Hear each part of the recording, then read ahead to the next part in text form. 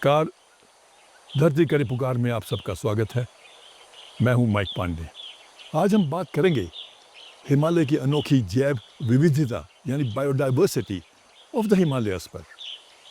हिमालय लगभग 6 करोड़ साल पुराने ये पर्वत दुनिया की सबसे युवा पर्वत श्रृंखला है और विश्व के सबसे नाजुक पर्वत भी माने जाते हैं। यहाँ से उभरती हैं अनेकों नदियाँ जो करोड़ों लोगों के लिए पानी का सबसे बड़ा स्रोत हैं। जीवनदायिनी है ये। यहाँ के ग्लेशियर न केवल भारत बल्कि चीन, पाकिस्तान, नेपाल, भूटान और आसपास के इलाकों को भी पानी उपलब्ध कराते हैं। नॉर्थ और साउथ पोल के बाद यह हिमालय श्रृंखला पानी का सबसे बड़ा भंडार है इस पृथ्वी पर, और इसे तीसरा ध्रुव भी कहा जाता है यानी थर्ड पोल।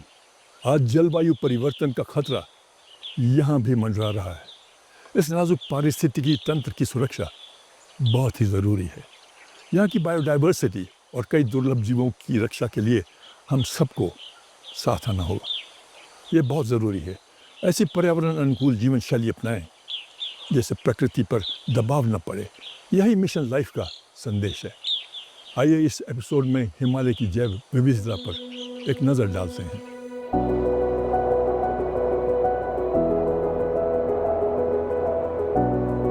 हिमालय ये दुनिया की सबसे ऊंची पहाड़ी श्रृंखला है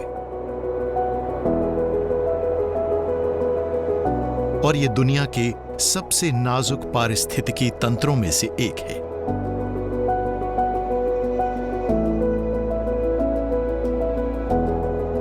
हिमालय पर्वत श्रृंखला में कई ग्लेशियर हैं। कई वर्ग किलोमीटर में जमा मीठा पानी है। इस पानी की बूंद बूंद मिलकर जलधाराओं को जन्म देती है, जिनसे दुनिया की कुछ सबसे बड़ी नदियां अस्तित्व में आती हैं। यहां से निकलने वाला पानी करोड़ों लोगों की जीवन रेखा है।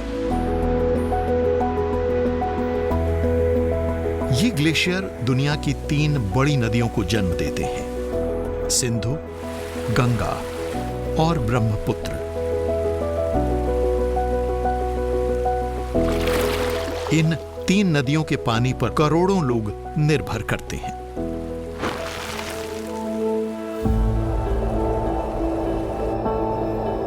हिमाचल प्रदेश के कम खोजे क्षेत्रों में कुछ बहुत ही अनूठी नम भूमि और झीलें 10,000 फीट से भी ज्यादा ऊंचाई पर मौजूद हैं।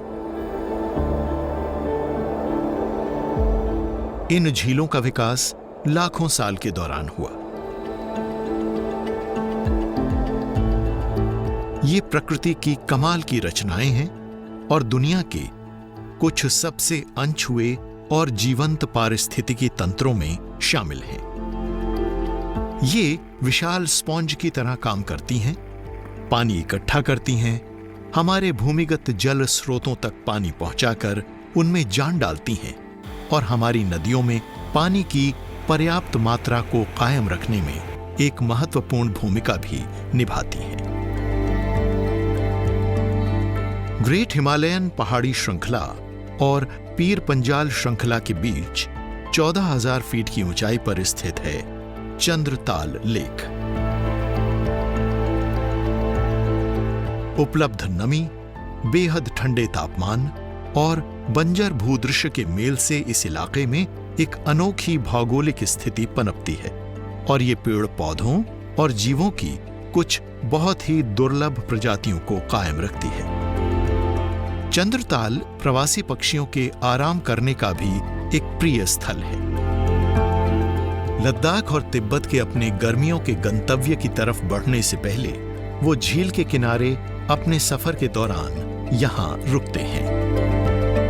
यहाँ आने वाले पक्षी और गर्मियों के महीनों के दौरान यहाँ तक पहुंच चंद्रताल को पर्यटकों के लिए एक अनोखा गंतव्य बनाते हैं। यहाँ दुर्लभ जड़ी बूटियों और औषधीय पौधों का एक भंडार मौजूद है और यहाँ मौजूद प्रजातियां चरम जलवायु वाली परिस्थितियों के हिसाब से ढल गई हैं। इस इलाके में कुछ कम दिखने वाले वन्य जीव भी रहते हैं, जैसे खतरे से घिरी हिमालयन आइबेक्स एक सख्त जान भेड़ जैसा जीव है जो इन तीखी, खड़ी और खतरनाक चट्टानों पर रहता है। ये भव्य पहाड़ दक्षिण एशिया की संस्कृति का एक अहम हिस्सा हैं। ये प्रकृति की दैवी और ताकतवर दोनों शक्तियों को दर्शाते हैं। हिमालय के पेड़ पौधे ऊंचाई और जलवायु अवस्थाओं के हिसाब से अलग अलग हैं। सबसे कम ऊंचाई पर ट्रॉपिकल यानी उष्ण कटिबंधीय वन मिलते हैं। ये ट्रॉपिकल वन घने और हरे भरे हैं और ये मुख्यतः पूर्वी हिमालय में मिलते हैं जहां बहुत भारी बारिश होती है। हिमालय मॉनसून से नमी हासिल करता है जो बंगाल की खाड़ी से इस दिशा में आती है और ऐसी ज्यादातर बारिश पूर्वी हिमालय में ही केंद्रित रहती है। इसके नतीजे में पश्चिमी हिमालय थोड़े खुश्क हैं। पश्चिमी हिमालय की इसी अनोखी पारिस्थितिकी की वजह से यहां ग्रेट हिमालयन नेशनल पार्क यानी GHNP बनाया गया। ये एक यूनेस्को हेरिटेज साइट है।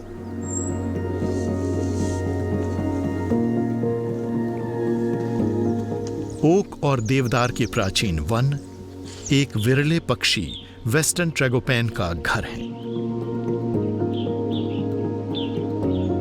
स्थानीय लोग वेस्टर्न ट्रैगोपैन को सींग वाला पंछी या वेस्टर्न हॉर्न्ड ट्रैगोपैन भी कहते हैं। इसे ज्यादातर केवल पालतू दशाओं में ही फिल्माया गया है। बियाबान में कभी इसे फिल्माया नहीं गया।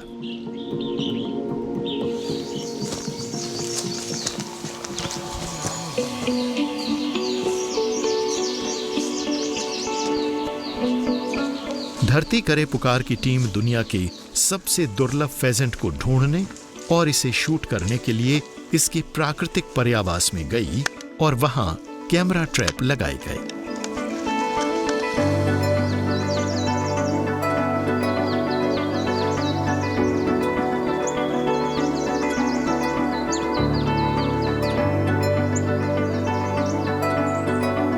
जंगल में इस पक्षी की मौजूदगी से यह अंदाजा हो जाता है कि ये एक स्वस्थ पारिस्थितिकी तंत्र है।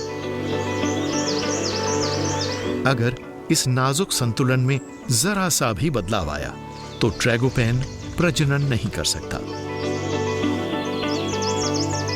हर सुबह इनकी मीटिंग कॉल सुनाई देने से यह पक्का हो गया कि इस इलाके में ट्रैगोपैन की अच्छी खासी आबादी मौजूद है।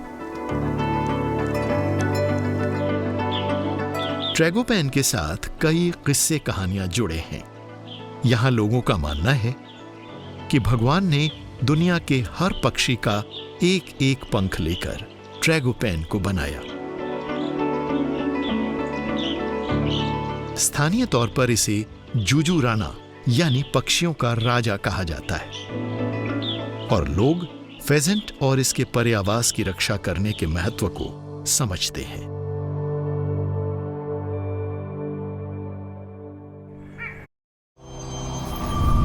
ट्रैगोपैन ब्रीडिंग सेंटर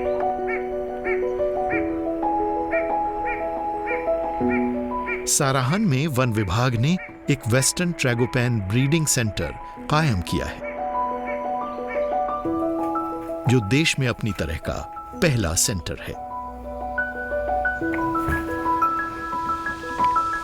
इसका लक्ष्य है फेजेंट्स का पालतू दशाओं में प्रजनन कर पाना, जिससे फिर जंगलों में इसकी आबादी बढ़ाई जा सके।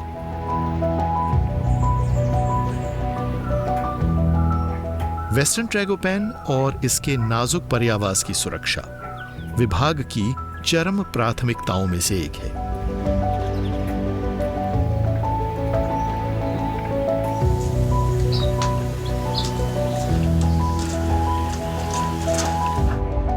विभाग ने biodiversity tourism and community advancement यानी BTCA की स्थापना की थी ताकि स्थानीय समुदायों के लिए रोजगार के टिकाऊ अवसर पैदा किए जा सकें।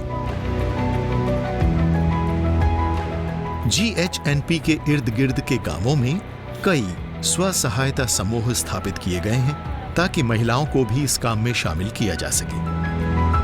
बुनाई और दूसरे हस्तशिल्प के उनके पारंपरिक ज्ञान को बढ़ावा दिया जा रहा है ताकि वो आजीविका उत्पन्न करने का एक जरिया बन सके।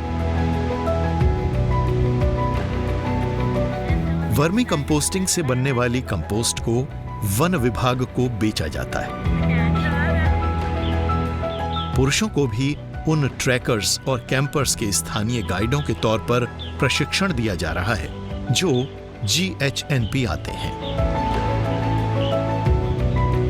स्थानीय समुदायों के लिए आजीविका के इन विकल्पों ने लोगों को यह समझने में मदद की है कि वनों का महत्व क्या है। अब वो खुद पार्क और इसके वन्य जीवों के संरक्षक बन गए हैं।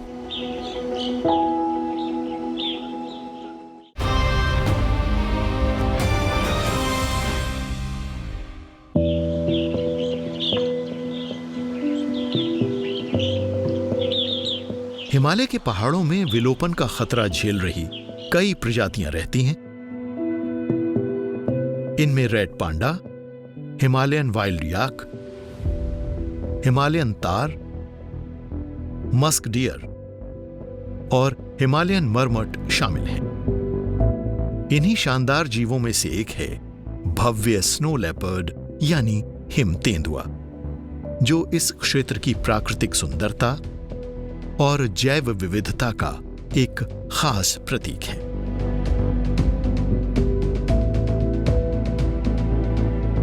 हिम तेंदुआ हिमालय के ऊंचाई वाले क्षेत्रों में मिलता है। इनमें उत्तर भारत के कुछ हिस्से शामिल हैं, जैसे हिमाचल प्रदेश, उत्तराखंड, अरुणाचल प्रदेश, जम्मू कश्मीर और लद्दाख। हेमिस नेशनल पार्क ऊंचाई पर मौजूद एक वन्य जीव अभयारण्य है।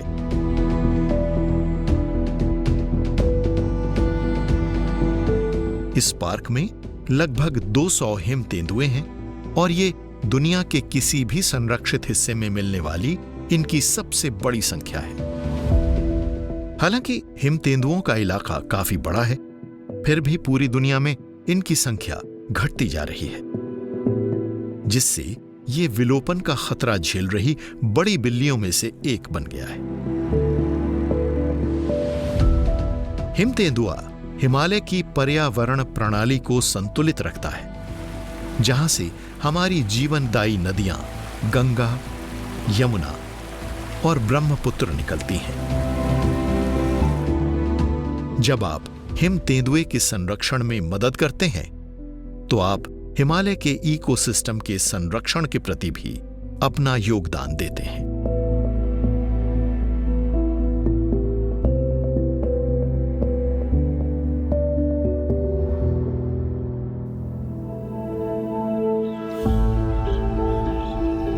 अरुणाचल प्रदेश के वेस्ट कामेंग डिस्ट्रिक्ट की हिमालय की तराई में प्रसिद्ध eagles nest wild life sanctuary मौजूद है। ये एक संरक्षित क्षेत्र और पक्षियों और वन्य जीवों का एक अनछुआ पर्यावास है।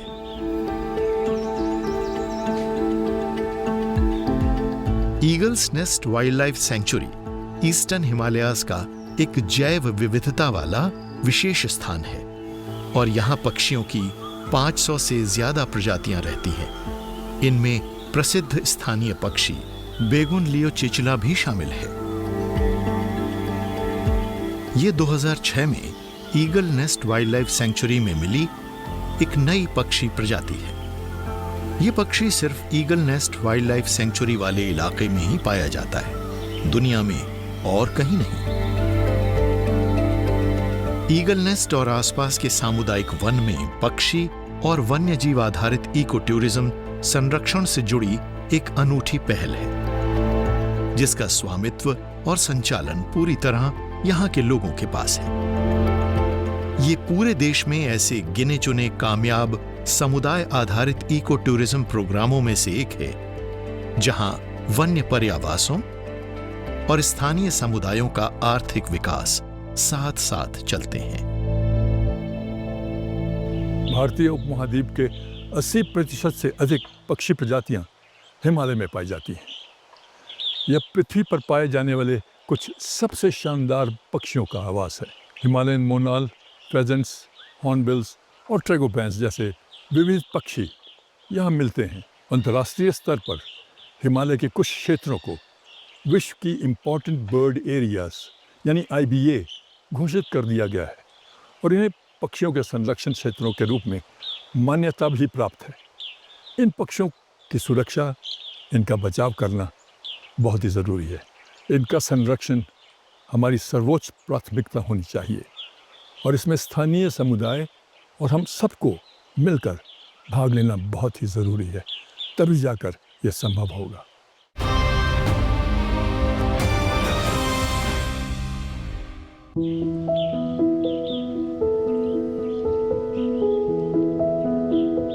अपनी भौगोलिक विशेषताओं, ऊंचाई और जलवायु परिस्थितियों के कारण ही हिमालय क्षेत्र में जैव विविधता, खासकर पेड़ पौधों का इतना समृद्ध भंडार पाया जाता है।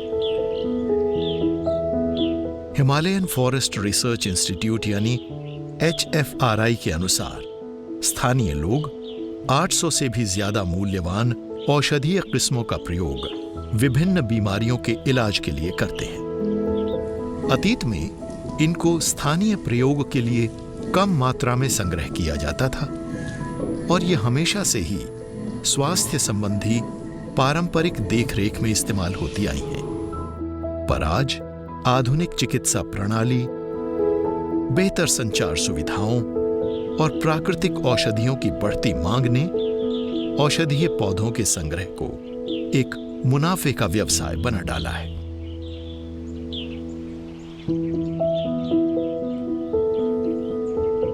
हिमालय के इन पर्वतों के बीच मौजूद मेडोज फूलों से भरपूर हरे भरे चरागाहों में बदल जाते हैं।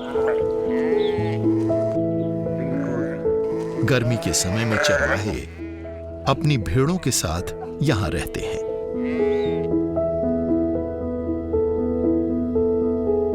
ये चरवाहे हैं गद्दी और गुज्जर समुदाय। ये एक घुमंतु जनजाति है और मुख्य रूप से हिमाचल प्रदेश और जम्मू कश्मीर के मैदानों में रहते हैं। गर्मी के मौसम के दौरान ये झीलें और नदियां इन खानाबदोश चरवाहों के लिए एक जीवन रेखा बन जाती हैं। ये अक्सर ऊंचे इलाकों में रहते हैं और गर्मियों में अपनी भेड़ों और बकरियों के साथ निचाई वाले क्षेत्रों में आ जाते हैं।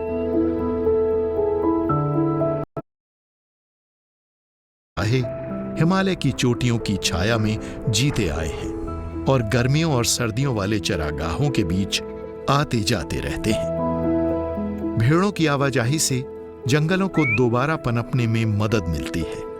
पहाड़ों में इनके चलने से बीजों पर वजन पड़ता है और मिट्टी में उनके धंसने से अंकुर फूटने लगते हैं। साथ ही ये खरपतवार और अनावश्यक श्रब्स को खाकर पेड़ों और पौधों की बढ़वार में मदद करती हैं।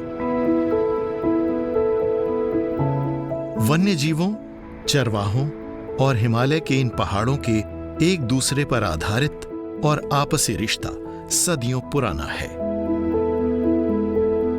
चाहे कम दिखने वाला हिम तेंदुआ हो जो बर्फीले इलाकों में खामोशी से घूमता रहता है, या पेड़ पौधों और फूलों की रंग भरी प्रजातियां जो अपने लाल और गुलाबी रंगों से यहां के ढलानों पर जैसे कालीन बिछा देती हैं। वाकई हिमालय प्रकृति के वैभव और लचीलेपन की कमाल की मिसाल है। हिमालय एक संवेदनशील क्षेत्र है और ये नाजुक भी है। बिना सोचे समझे की गई कोई भी मानवीय गतिविधि इसे क्षति पहुंचा सकती है, जिससे न केवल मानव का जीवन खतरे में पड़ सकता है, बल्कि इस मजबूत पर्वत श्रृंखला और इसकी नाजुक जैव विविधता को भी खतरे में हम डाल सकते हैं।